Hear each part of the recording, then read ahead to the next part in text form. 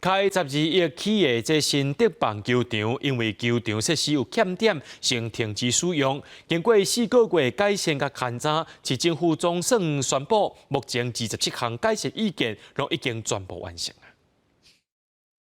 职业棒球工会初5来到新德棒球场，针对外野草坪碎石的问题，甲内野红土、电火照明、球员休困区等等27项改善意见，进一步做勘查，确认目前已经改善完成。勘察完了以后，我们确认这些改善是已经告一段落了。那告一段落了以后，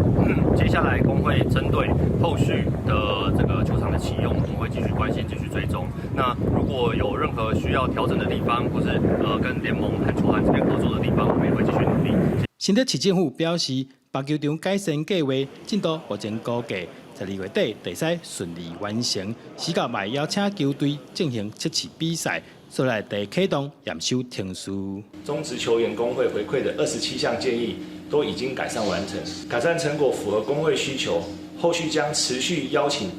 球队来进行场地测试，并做灯光调整。此外，改善小组也进行球场多项的一个优化工程。经过4个月改善工程，民众拢希望新德棒球场会使赶紧完成7次，顺利迎接明年的职业棒球比赛。记者刘君和新德报道。